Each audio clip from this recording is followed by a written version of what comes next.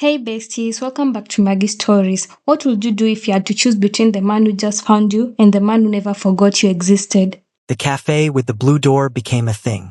Not officially. Nobody said, let's make this a thing. It just happened the way things happen when two people stop pretending they aren't gravitating toward each other. Gradually, then all at once, then with the specific inevitability of something that was always going to occur and was simply waiting for the right Tuesday. It started the week after the wallet. Sonia had a gap between her 11 o'clock lecture and her afternoon shift, and she was walking past the blue door, and she told herself she was going in because the barley tea was good, and the seats were comfortable, and it had nothing to do with anything else. She ordered. She sat. She opened her notes. He was there 12 minutes later. She looked up when the door opened, and he looked at her when he came in, and neither of them said anything about the coincidence because they had both quietly stopped pretending these were coincidences. He ordered. He sat across from her. He opened his own book. They stayed for 2 hours and 40 minutes and spoke approximately 400 words between them, and it was the most comfortable Sonia had felt in a shared space since she'd arrived in Seoul, which was information she filed away in the part of herself she wasn't examining yet. By the third week, it was just their table. The corner one, near the window, where the light came in at an angle in the afternoon and made everything look slightly golden. The staff had started bringing Jinwoo's order when they saw him come in and had started asking Sonia if she wanted the usual, which meant the honey barley tea and the small plate of chestnut rice cakes she had ordered twice, and apparently that was enough to become a pattern. "They think we're together," Sonia said one afternoon, not looking up from her textbook. "I know," Jinwoo said. "You don't seem bothered by that." "I'm not." She looked up. He was reading, or appeared to be reading, his eyes tracking the page. With the focused patience he brought to everything. He had one hand around his mug and the other flat on the table, and he was wearing a dark navy sweater that made him look like a photograph of himself, which was irritating. "I notice you didn't ask if I was bothered by it," she said. He turned a page. "Are you?" She considered this with more seriousness than she'd intended to. "No," she said finally. He said nothing, but the hand on the table relaxed slightly, and she noticed. The first real laugh happened on a Wednesday. Sonia had come in from the cold with her coat buttoned wrong. One button off at the bottom, creating a diagonal hem that she hadn't noticed, and she was midway through unwinding her scarf when Jinwoo looked up from his book and looked at her coat and then looked back at his book and then looked at her coat again. "What?" she said. "Nothing." "Jinwoo, your coat." "My coat is fine. It's buttoned incorrectly. It's an aesthetic choice." "It isn't." "How do you know what my aesthetic choices are?" "Because your aesthetic choices are deliberate," he said, still in the same even tone. "And that is not deliberate. That is a Tuesday morning mistake." Sonia looked down, looked at the diagonal hem, looked up. "This is Wednesday. The mistake has persisted." She stared at him. He looked back at her with complete composure, and then something happened to his face. Something small and unstoppable. A crack in the careful architecture. And he looked away quickly, but not quickly enough, because she saw it, and it was the most human thing she'd witnessed from him, and it short-circuited something in her brain entirely. "Are you laughing?" she said. "No. Cha Jinwoo, you are laughing." "I'm not." "Your face." And then he did. Actually, genuinely, fully. A quiet laugh that he seemed surprised by, like it had escaped without permission.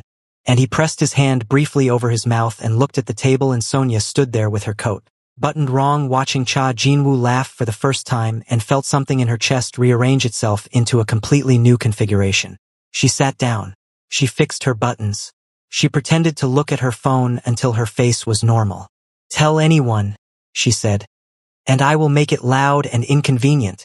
"I know," he said. His voice was still slightly warm from the laugh. "Your buttons. I fixed them. The second one is still." "Jinwoo." He looked back at his book. The corner of his mouth was still doing something. She kicked him lightly under the table, and he absorbed it without moving, and she opened her textbook, and they sat in the golden afternoon light and didn't talk about what had just happened, which was fine, which was completely fine, which was possibly the best 40 minutes of her month. The shift happened slowly, and then in a way she couldn't ignore. It was a small thing, as the important things usually were. She had a seminar that ran long on a Thursday, and by the time she got to the cafe it was nearly 4, and she was tired in the specific way that academic exhaustion produced. Not sleepy, but hollowed out, like someone had scooped the animated parts of her and left the rest running on muscle memory. She came through the blue door and he was there, which she'd expected, and he looked up when she came in, which she'd also expected. But what she hadn't expected was that he'd already ordered her tea, which was sitting on the table across from him, still steaming, which meant he'd ordered it recently, which meant he'd been watching the door. She sat down. She wrapped her hands around the mug. She didn't say anything for a moment. "Thank you," she said. "You had the long seminar," he said. "Professor Bay?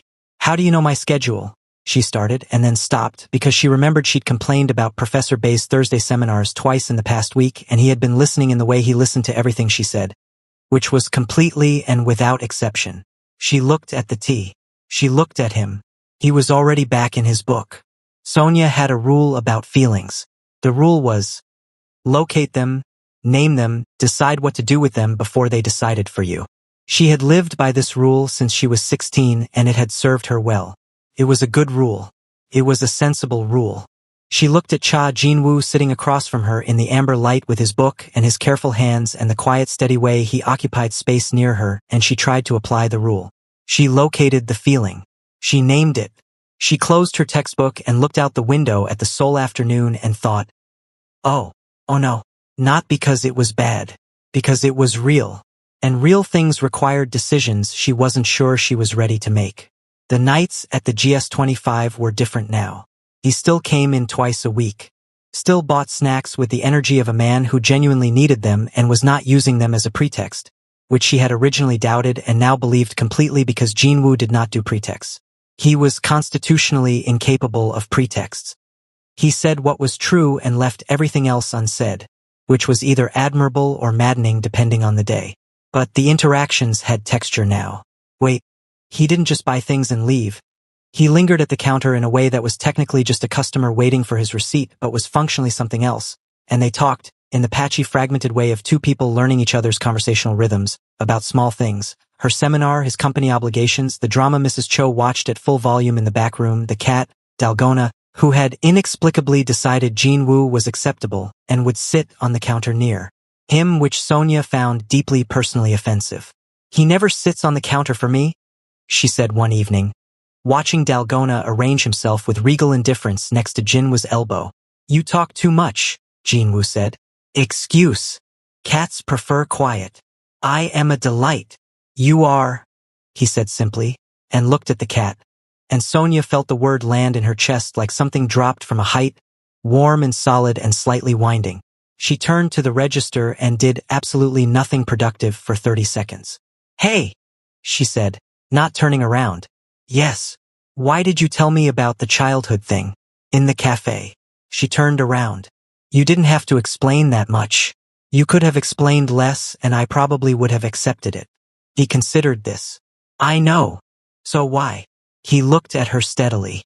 "Because you deserved the real answer," he said. "Not the manageable one." Sonia held his gaze. Something moved in the space between them, slow and warm and significant. "Okay," she said softly. "Okay," he said. Dalgona looked between them with the expression of a creature who understood exactly what was happening and was choosing not to comment. Outside, Seoul hummed its nighttime frequency. The convenience store light was yellow and constant. And Sonia, who had spent her entire life being the loudest thing in any room, stood in the quiet that Jinwoo brought with him and felt, for the first time since she could remember, like the volume of the world had been turned to exactly the right level. She caught herself smiling at the register after he left. She caught herself checking the door at 9:30 on the nights he usually came. She caught herself, one afternoon at the library, moving to the table 3 rows from the reading section without thinking about it, and only realizing what she'd done when she was already sitting down. She sat with that for a moment. Then she opened her book and didn't move. Choosing, she thought. That's what this is. She was choosing toward him without deciding to, which meant the decision had already been made somewhere below the level of thought, in the part of her that didn't ask permission. There was a version of this story where Sonia had been completely single, unattached, unbothered, free as the soul wind, with no prior emotional obligations and a completely clear emotional landscape into which Cha Jinwoo could arrive like a quiet revolution and be received without complication. That was not this version. This version had Zion. Zion Campbell, 24, originally from Portmore, Jamaica, currently in Seoul on a one-year music production fellowship that he had won through a combination of genuine talent and the kind of audacity that only people raised near the water possessed in its purest form. He was broad-shouldered and dark-skinned with a smile that took up most of his face and a laugh that came from somewhere deep and real and arrived without warning. He called everyone brethren within the first 10 minutes of meeting them. He had opinions about everything and delivered them with the cheerful certainty of someone who had never once in his life second-guessed whether he should be speaking. He and Sonia had met 4 months ago at a Caribbean Students Association event that neither of them had particularly wanted to attend, and both of them had ended up staying at until midnight. They had the same energy, loud, expressive, magnetic, the kind of people who made a room rearrange itself around them, and they had recognized each other immediately the way that type always recognized its own. They had been in a talking stage since October. Not official. Not defined. The texting was daily and the calls were long, and there had been 2 almost dates that both got derailed by scheduling. And it was warm and it was easy, and Sonia had been genuinely enjoying it in the uncomplicated way you enjoy something that doesn't cost you anything yet. And then November happened. And November had a wallet in it. And after the wallet, there was a cafe with a blue door and chestnut rice cakes, and a man who laughed quietly at her misbuttoned coat. And ordered her tea before she arrived and said you deserved the real answer, not the manageable one. And Sonia had been trying, with increasing difficulty, to hold both of these things in her life without examining what it meant that one of them had started to feel significantly heavier than the other. She hadn't told Zion about Jinwoo. She hadn't told Jinwoo about Zion. This was not because she was a dishonest person. Sonia was constitutionally honest, almost aggressively so, in the way people from loud families tended to be. It was because nothing was defined and she hadn't known what there was to tell, and she'd been waiting for the internal clarity that usually came when she was patient enough. The internal clarity was taking its time. The almost moment happened on a Friday evening in late November. It had been raining since 3 o'clock, not the gentle Seoul mist but a proper cold downpour. The kind that made the city go dark early and turned all the lights into halos. Sonia had come into the cafe with her blue umbrella, the one she was keeping, and found Jinwoo already at their table with 2 mugs and a plate of the chestnut rice cakes and his book open but not being read. She sat down. She wrapped herself around her mug. They talked about nothing important for a while. A paper she was behind on, something his company was requiring him to attend that he described with the particular exhausted tone he reserved for things that involved other people performing emotions at him. You could just not go, she said. It's a bored dinner. You could fake an emergency. I don't fake things, he said. That's your problem, she said. Sometimes a strategically timed headache is a gift you give yourself. He looked at her with something that was almost amusement. Is that how you operate? I operate with full transparency when I feel like it and complete chaos when I don't. And I have survived 23 years on this earth, so clearly the system works. Clearly, he said. His eyes were warm. She was getting used to the warmth. It appeared rarely and without announcement and was directed exclusively at her, which she was absolutely not thinking about. The cafe was quiet around them.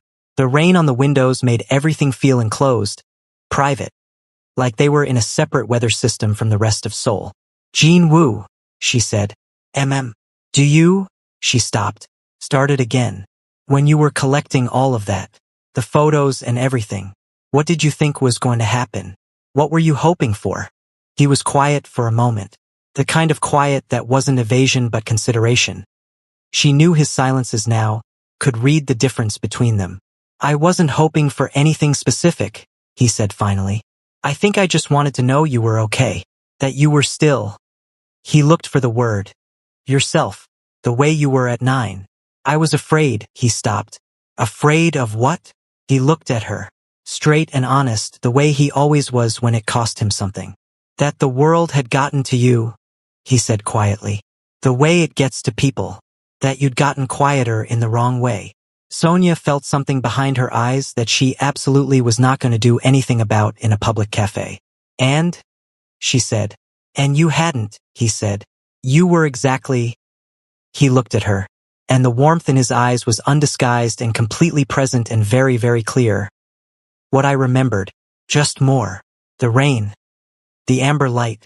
Sonia looked at him and he looked at her, and the distance across the table felt suddenly like a question that was waiting to be answered, and she was leaning forward slightly. She realized, and he was too, and the world had narrowed down to the specific weather system, the specific table, this specific man who had carried her in his memory for 11 years like something valuable. Her phone buzzed. She didn't move for a second. Then she looked down. Zion, you where you at? Me denir Hongdae you eat yet? Jamaica. She felt the moment shift. Change shape. Become something different. She sat back. Jin Woo saw it. He saw everything always. That was both the gift and the complication of him. He looked at her face and then at her phone and then back at her face, and something in his expression went carefully, quietly still. I have to, she started. It's okay, he said. I'm not. She didn't know how to finish that sentence. I'll see you. Yes, he said. She gathered her things. She put on her coat. All buttons correct this time. And she picked up her blue umbrella and she looked at him once more, and he was looking at her with that still, careful expression that gave nothing away and everything away simultaneously. Jin Woo. Go, he said. Not unkindly. Just certain. Like he knew something she hadn't said yet. She went. Zion was outside a Pojangmaka on a side street off Hongdae. Completely unbothered by the rain because he had the hood of his jacket up and the confidence of someone who had grown up in actual weather. He saw her from half a block away and his face broke into that enormous smile and he said, at full volume, across the rain, Sonia, you look good still, even in rain. You're so loud, she said, arriving under the tent. You love it, he said, and pulled out the stool next to him with the ease of someone who had never once in his life been unsure of his welcome. Sit na. Me already order faya. Dem have jerk chicken here. Not real jerk but acceptable jerk. Me rate it a 6 out of 10. High praise from you. Extremely. He handed her a skewer. Where you coming from? You look. He tilted his head, studying her with the perceptiveness that always surprised people who clocked only the volume first. Like you been somewhere heavy. Just the cafe, she said. Just the cafe, he repeated, in the tone of someone filing information. That was the thing about Zion. He noticed things and he let you know. He'd noticed and then he let you bring it to him on your own time, which was either extremely emotionally intelligent or extremely strategic, and she'd never quite decided which. They ate. They talked easily the way they always did, Zion making her laugh twice in the first 10 minutes about a studio session that had gone wrong in a way that apparently involved a broken speaker and someone's cousin who nobody had invited. He was funny in a physical way, his whole body committed to the story, his accent thickening when he got animated, which was always. He was good company. He was genuinely, warmly, uncomplicatedly good company. She looked at him across the Pojangmaka table and felt the warmth of it. Real, uncomplicated, easy, and then felt, underneath it, the other thing. The thing that had been sitting in her chest since a cafe table and a question about what he'd been hoping for, and you were exactly what I remembered, just more. Zion, she said. He was working on a second skewer. Can I ask you something honest? He looked at her. Set the skewer down. Always. What is this? She said. Between us. What do you think this is? He was quiet for a moment, which was rare enough that it had weight. Then he said, Me think it's something real that neither of us has defined yet because we're both too busy and too proud to define things first. He looked at her steadily, all the performance gone. And me think you asking me that right now means something happened that's making you want the definition. Sonia looked at him. Zion looked back. There's someone, she said carefully. Yeah, he said, not surprised. Me figured something was moving. A different last few weeks. He picked up his drink. Tell me. So she did. Not everything. Not the wallet, not the photos, not 11 years, but enough. The cafe. The shifts. The tea ordered before she arrived. The laugh she'd seen crack through his careful face. The way the table distance had felt like a question. 30 minutes ago before her phone buzzed. Zion listened to all of it without interrupting, which was the most disciplined she'd ever seen him. When she finished, he was quiet for a moment. Then he said, Sonia, you just described a man who has been loving you quietly for 11 years and hasn't asked for a single thing in return. She said nothing. And you telling me this, he said. Which means you already know what you're feeling.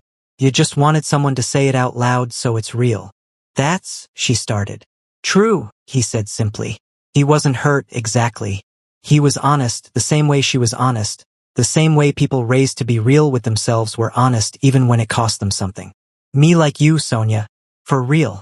But me not going to compete with 11 years. Me have more pride than that and more sense. He picked up his skewer again. Go figure out what you're doing. Zion. Me still want my jerk chicken rating to be acknowledged first, he said. And the smile was back. Slightly smaller but fully genuine. 6 out of 10. Say it. 6 out of 10, she said softly. Generous, he said. Now go home and think, she thought. All the way home on the bus, in the rain, she thought. And she was so deep in the thinking that she almost missed the figure standing outside her apartment building. Still, quiet, hands in his coat pockets, looking at his phone. She stopped. He looked up. Jean Wu, she said. What are you? I wanted to make sure you got home, he said simply. It's raining. You were just going to stand here. I have an umbrella. That's not. She stopped, looked at him, at his coat, rain dark at the shoulders, at the steady way he was looking at her, at the 11 years of quiet that stood behind him like a shadow she could finally see the shape of. How long have you been here? Not long. Jean Wu. 40 minutes, he said. She stared at him. He looked back at her, unashamed, unhurried, certain in the way he was certain. About everything, not arrogant, just settled. Like a person who had decided something a long time ago and had simply been waiting for the world to catch up. I need to tell you something, she said. Okay, he said. There's someone. There has been someone. We weren't. It's not. She exhaled. I want to be honest with you because you were honest with me. Something moved through his face. Deep and controlled and there for just a second before the stillness came back. Okay, he said again. I'm telling you because it matters, she said. Because you matter. And I need you to know that before anything else happens. The rain. The quiet street. Jean Wu looked at her for a long moment and then he said, very quietly, I know. You knew. Not the details, he said. But I know you, Sonia. I have known you in one way or another for 11 years. Something in his voice. Barely there, but present, like a frequency just below hearing. I know when something is complicated. She looked at him standing in the rain outside her building, 40 minutes of waiting on his coat shoulders, and she thought, this is the most Jean Wu thing that has ever happened and I don't have a single coherent thought left. Go inside, he said. It's cold. Jean Wu. I'll still be here tomorrow, he said. Simple. Factual. Take your time. She looked at him once more. Then she went inside. She stood in the elevator with her hand pressed flat against the wall and her eyes closed and she thought about a pajamaka and a man who said go figure out what you're doing in a street and a man who said I'll still be here tomorrow and she understood, in the specific way that clarity arrived when you stopped running from it, exactly what she was going to do. The elevator opened on her floor. She went inside. She took off her coat. She sat on the edge of her bed in the dark. Her phone lit up. Jean Wu. You left your umbrella downstairs. I'll leave it by the door. She stared at the message for a long time. Then she typed back. Thank you. 3 seconds. Jean Wu. Sleep well. Sonia put her phone face down on the bed and looked at the ceiling and said, out loud to her apartment, I am so down bad. Dalgona, who was not her cat and had somehow ended up in her apartment 3 weeks ago and never left, looked up from the foot of the bed. Don't, she told him. He blinked. I know, she said. The week after the rain was different. Not in a way Sonia could point to and show someone. Nothing dramatic had been said, no declarations made, no lines crossed. But the air between her and Jean Wu had changed the way air changes before weather. A pressure shift, a new quality of attention, something waiting to break open. He was more present. That was the only way to describe it. He had always been there, consistent, quiet, orbiting, but now there was an intentionality to it that he wasn't hiding. He texted in the mornings. Not long messages. Jean Wu was not a long message person, but present ones. A photo of the sky over Han River at 7 a.m. with no caption. A single line. Professor Bay moved the seminar to Thursday. Small things that said, I am thinking about your day before your day has started. He walked her to the bus stop on Tuesday after they left the cafe. Didn't ask. Just fell into step beside her and they walked in the comfortable quiet that had become its own language between them. And at the bus stop he stood with her until the bus came. And when it did he said text me when you're home in the same tone he used to state facts. And she got on the bus and texted him before it had gone 2 stops. He came into the GS25 on Thursday, and instead of standing at the counter, he came around to the back. Not behind it, just to the side, leaning against the wall in the small corridor near the storeroom where Mrs. Cho took her breaks, and talked to her while she restocked the drinks section. Just talked. About a book he was reading, about a building his father wanted him to be involved with that he found architecturally offensive, about a memory he had of eating alone in a school cafeteria at age 7 that he delivered in the same flat tone as everything else, but that landed in her chest like something heavy and careful and true. "You were always alone?" she asked, hands still moving on the shelf. "Mostly," he said. "I was not good at the performance of it. Of being around people in the way they wanted. And now," a pause, "now I'm better at knowing which people don't require the performance." She looked at him over her shoulder. He looked back. "Restock the banana milk," he said. "You're going to run out by Saturday." She turned back to the shelf. "You cannot just say something like that and then immediately pivot to banana milk inventory. The inventory is also important. Jinwoo. Both things can be true simultaneously." She threw a packet of chestnut crackers at him. He caught it without looking, which was honestly offensive, and set it back on the shelf in the correct position, which was more offensive, and she stood in the drink aisle of the GS25 at 9:15 on a Thursday night, trying very hard not to smile and failing completely. She called Zion on Saturday. He picked up on the second ring with Wagwan, and the sound of a studio session in the background that he immediately muted. "I've made my decision," she said. "Me no," he said. "I haven't told you what it is yet." "Sonia," he said, with the patient affection of someone who had seen her clearly from the beginning. "You called me at 11 on a Saturday morning sounding like a woman who slept well for the first time in a week. Me know what the decision is." She laughed. "You're annoying." "Extremely," he agreed. "Him lucky, you know. Make sure him know that." "I will." "And Sonia." His voice dropped slightly, genuine beneath the performance. "You deserve the person who waited. Not everyone gets that. Take care of it." She was quiet for a moment. "Thank you, Zion," she said. 6 out of 10 jerk chicken, he said. "Never forget." She was smiling when she hung up. She had planned to do it at the cafe. That had been the plan, the blue door, the corner table, the amber light, the context of everything that had built between them in that space. Felt right. It felt like the correct location for the thing she needed to say. What she had not planned was that she would arrive at the cafe at 2 o'clock on Saturday and find Jinwoo outside it, on the pavement on his phone, and that there would be a man with him, older, expensive suit, the particular posture of someone who was accustomed to rooms rearranging around him, and that Jinwoo would be standing very still in the way he stood when he was containing something, and that the older man would be speaking in the sharp, clipped tone of a person making demands, dressed as requests. She slowed down half a block away without meaning to. She couldn't hear the words. She could hear the tone, and she could see Jinwoo's face, in profile from this distance, and she recognized the expression because she had seen the edges of it before. The careful blankness that he wore when the world required the performance he wasn't built for. The one that cost him something. The older man said something and Jinwoo's jaw tightened fractionally. Sonia started walking again. She didn't decide to.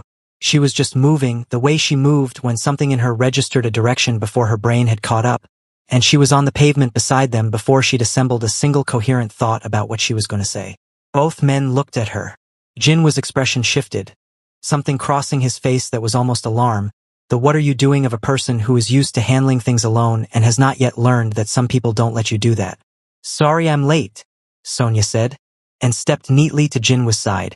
She looked at the older man with the full, pleasant, utterly unbothered confidence she had been deploying her entire life. "I'm Sonia. And you are." A beat. Older man looked at her with the particular assessment of someone recalibrating. "Cha Dong-hyun," he said. "Jinwoo's father." "Lovely to meet you," Sonia said, with a smile that was completely genuine and absolutely a declaration. "We have a reservation." "Jinwoo, are you ready?" Jinwoo looked at her. Something in his face, beneath the careful surface, was doing something she had never seen before. Something that was disassembled and honest and slightly overwhelmed. "Yes," he said quietly.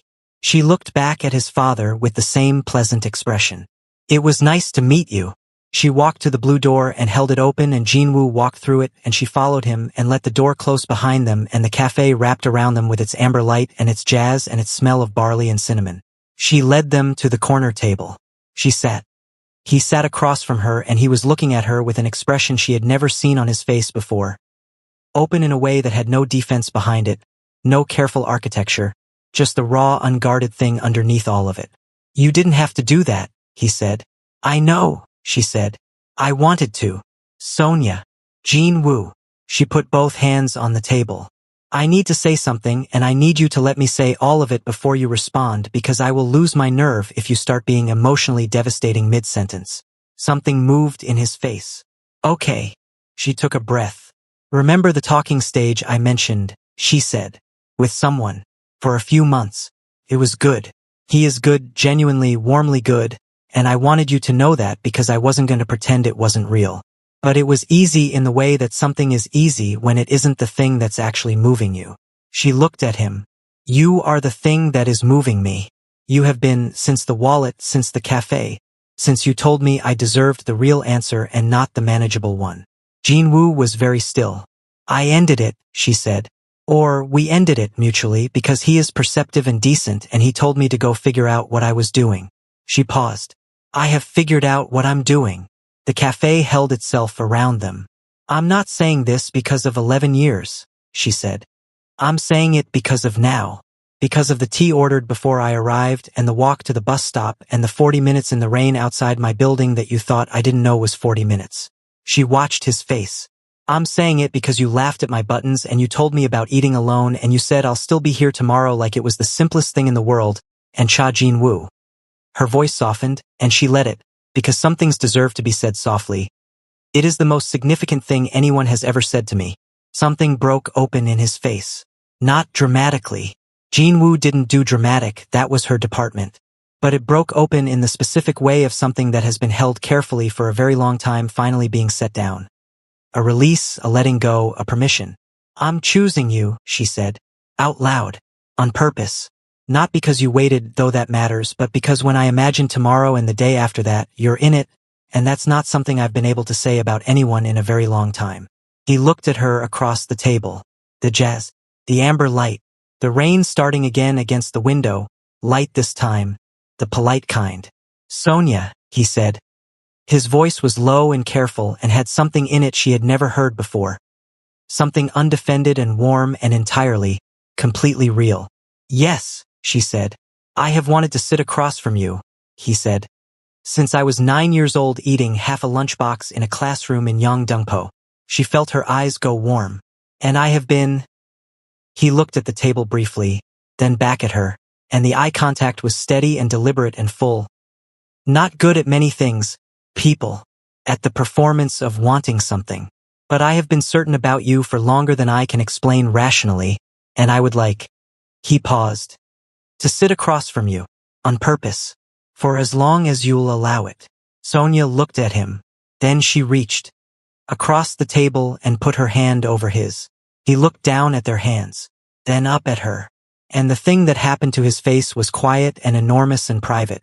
The specific expression of someone receiving something they had stopped believing they would receive. Jean Wu, she said. Yes. The photos. A pause. Gone, he said. All of them. Except. If you say limited edition. The school one, he said. That one I kept. It's the only one where we're in the same frame. Sonia stared at him. We're in the same. Back row. I'm behind you. You can barely see me. His voice was even. But I'm there. She opened her mouth. Closed it. Cha Jin Woo, she said finally. In the tone of someone who has accepted that their life has become a K-drama and is choosing to live fully within it. You are the strangest, most quietly unhinged, most sincerely devoted person I have ever encountered. I know, he said. I'm keeping the umbrella. I know. And you're going to have to actually talk to me. Full sentences. Regularly. About things that are happening inside you emotionally. Something crossed his face that was genuine alarm for approximately half a second. I can try. That's all I'm asking. His hand turned under hers and his fingers closed around hers on the table, careful and certain and present. And she felt it in every layer of herself, this simple thing, this hand, this man, this table they had been sitting at long enough that the staff brought their orders without asking. Outside, Soul did what Soul did. Moved, hummed, continued, indifferent and magnificent and full of 11-year-old coincidences waiting to become something. Inside, in the amber light, Sonia Williams and Cha Jinwoo sat across from each other on purpose. Finally, the barista who had been working the Blue Door Cafe since October would later tell her colleague that the tall, quiet regular and the girl with the gold earrings had held hands across the corner table for the entire afternoon, and that the girl had laughed so many times the whole front section could hear it, and that the man had looked at her the whole time, like she was the only fixed point in a moving world. The colleague said, "So they're together now?" The barista said, "No, I think they've been together for 11 years. They just didn't have the word for it yet." Hello besties, in this story we learned that some connections don't expire. The people who saw you before you knew yourself, who stayed without demanding to be seen, they don't arrive loudly, they just remain. Not every lose story needs a war. Sometimes the right people step aside with grace and the right person step forward with patience. And when you finally choose them back, it won't feel like a risk. It will feel like coming home to a place you forgot you knew. Thank you so much for watching. Kindly like, subscribe and share.